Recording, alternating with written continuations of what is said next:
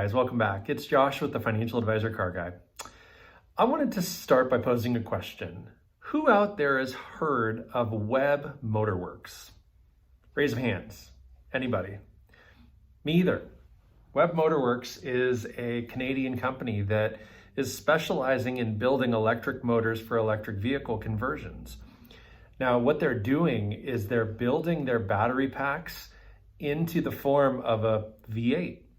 I'm going to post a couple pictures here as I chat. You'll see them pop up. But conceptually, what they're doing is making it easy for you and me to drop an electric plug-and-play engine motor into your traditional internal combustion vehicle.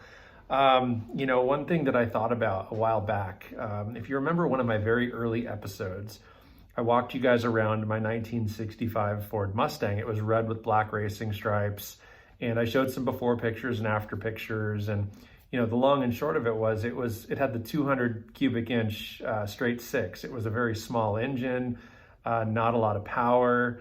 It ran fine, but yeah, not a lot of power. And part of me thought, what a cool project it would be to turn that car electric. Since then, that was about 2 years ago I bought that car. Since then, there have been a handful of resto mods done where people pull the engines, whether they're the straight six or the V8 or whatever it is, and put battery packs in there and electric motors and drivetrain and everything, and do that kind of conversion. And that's fine and everything until you pop the hood and you see just rows of batteries or whatever it is, right? It's a very different look. It's a very different feel. A lot of true enthusiasts would cringe, why would you take this V8 powered muscle car and put an electric motor in it? There's lots of pros and cons. We're not going to go down that road in this video, but basically I just wanted to talk about Webb, and I have them pulled up on my computer here. I'm going to read a piece of an article that was put on by thedrive.com. And basically what they said is their concept was to blend in with the crowd by using electric drivetrains where nobody would expect it. So conceptually, looking at this is a V8.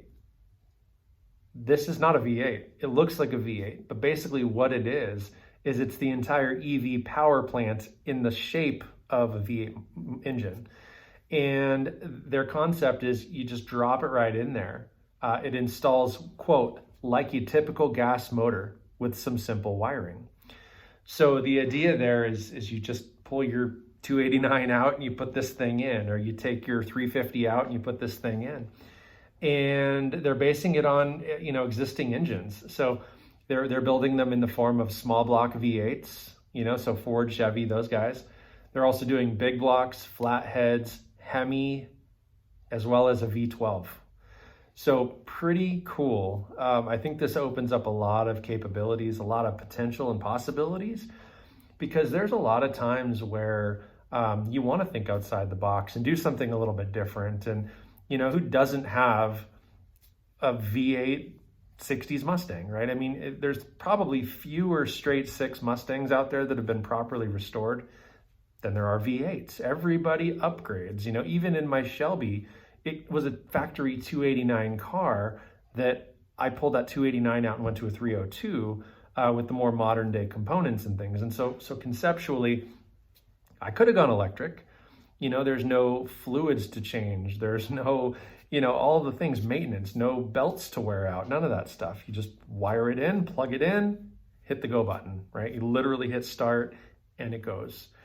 And so I really think we're going to start seeing more of these conversions moving forward. And yeah, you're not going to have the same exhaust note or any exhaust note. You're not going to have, the jerkiness of shifting and all those things. I mean, a lot of these EVs are, like a golf cart, right? You press down on the gas and you go forward, and as you let off the gas, you slow down. There might be a brake pedal or something there too, but it just depends on what EV you're looking at and how involved and what that looks like. So I wanted to share that with you. I think here I'm going to scroll down a little bit. What they're saying here is these these battery packs and these motors that they're putting together and assembling, they're all plug and play. Now, they are promising at least 300 horsepower with the possibility of as much as 564 down the road. So what's crazy is it says based on the weight of the vehicle, so depending on what you're putting these transplanted motors into, you can still run a 0 to 60 in 3 seconds. And it says the range is going to be anywhere from 135 to 250 miles of range. Again, that competes with a lot of EV cars. So it's designed to, kind of fill a niche or fill a hole or a void even that, your modern day electric vehicles aren't fulfilling. I think you're getting a lot of people that, they want to go buy a new Tesla, but they're very, very expensive. You probably don't necessarily want to go buy a Prius if you're looking at a Tesla, right? Those are very different things. And, a Tesla looks good. A Prius is much more generic looking. But if you could have a 60s or a 70s or an 80s or whatever car you want with one of these transplant motors into it, would you do it? Again, that's up to the end user. That's up to you as an individual. But conceptually, they're trying to make it possible. So you can run your car until the engine dies. And then instead of going and having that engine rebuilt or replaced or whatever you choose to do, you can buy one of these and drop it in. And now you've got a electric vehicle. So it's pretty cool. The performance is there. The look is there. I think that the idea is still very expensive, so it's a little far off.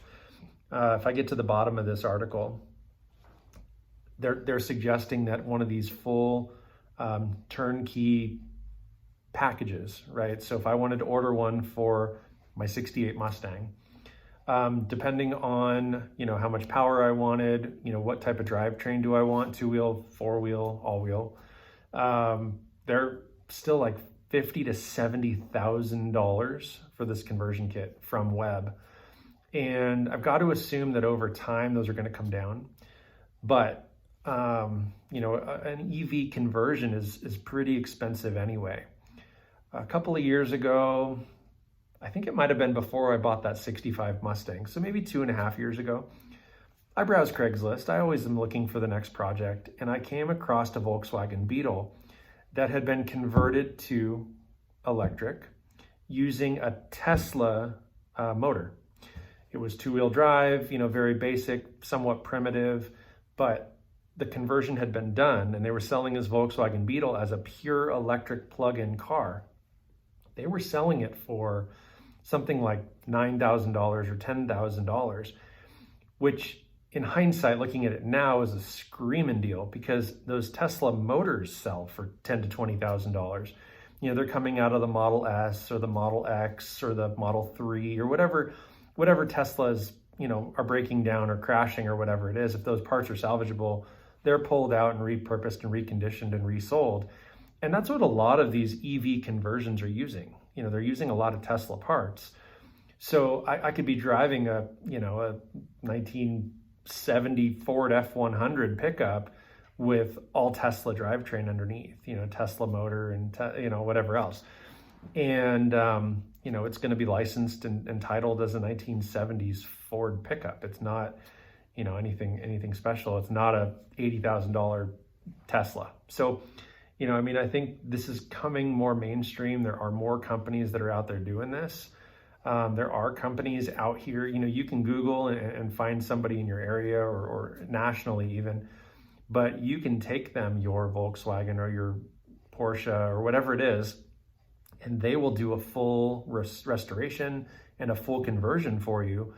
And it might cost you 6 figures, but if you're going to spend $100,000 on an electric vehicle, would you rather have a sweet restored vintage Porsche or a new Tesla Model 3, or a Model Y probably would be what you're looking at there, Model X.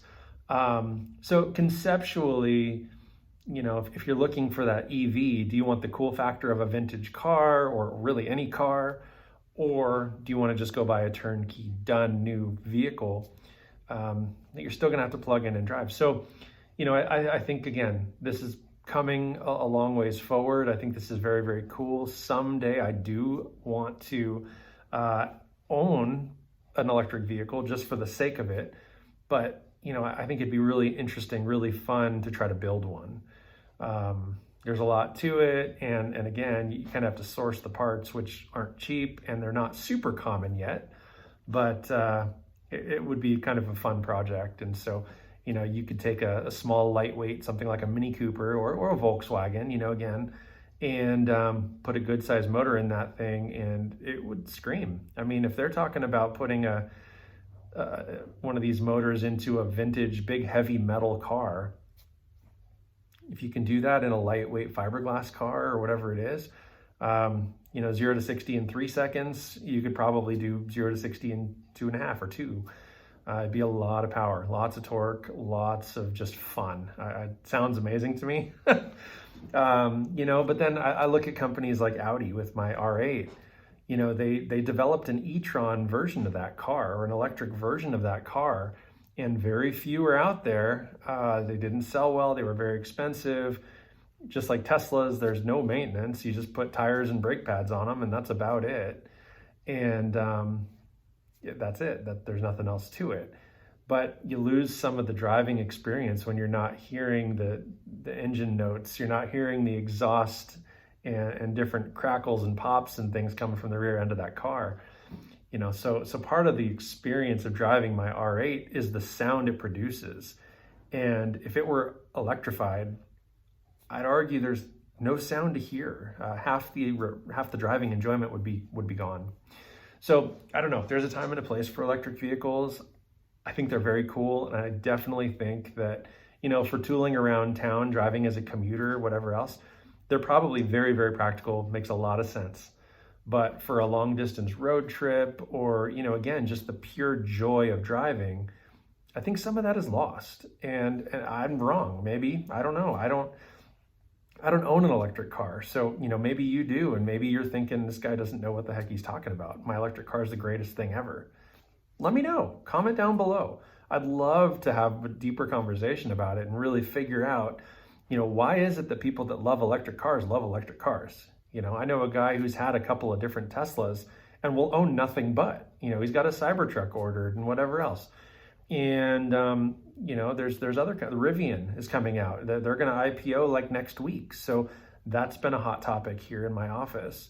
And, there's going to be more that come to the market. And a lot of these companies, Volvo's coming, truly pure electric, even Ferrari, their stock has been soaring, and all these electric cars that are in the pipeline for these guys, I mean, it's incredible. And so I definitely think the world's moving that way, and I definitely don't want to be resistant to it. But I also don't want to forget driving heritage. And again, most of the joy of driving my R8 is the sound. I mean, I can floor it and it just is music to my ears. And yeah, I mean, I might have instant torque and maybe just as much speed and all those things in an electric car, but it's all in silence. And I don't love that. That doesn't even sound that cool to me right now. I mean, just even talking out loud, that doesn't sound good. I would much rather hear a nice, deep exhaust note where I can hear my gears changing and everything is beautiful. So that's where I'm going to leave you guys today. I just wanted to have that convo and, kind of search for your feedback. What do you guys think? Are electric cars the future, or is it just a big scam and it's going to go away in a few years? What are your thoughts? Comment down below. And as always, please like and subscribe.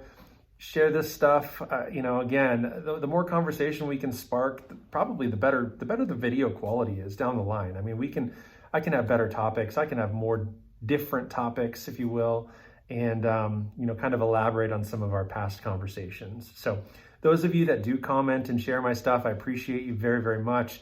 Thank you. I've noticed my subscriber count's gone up a little bit, so I appreciate that very much.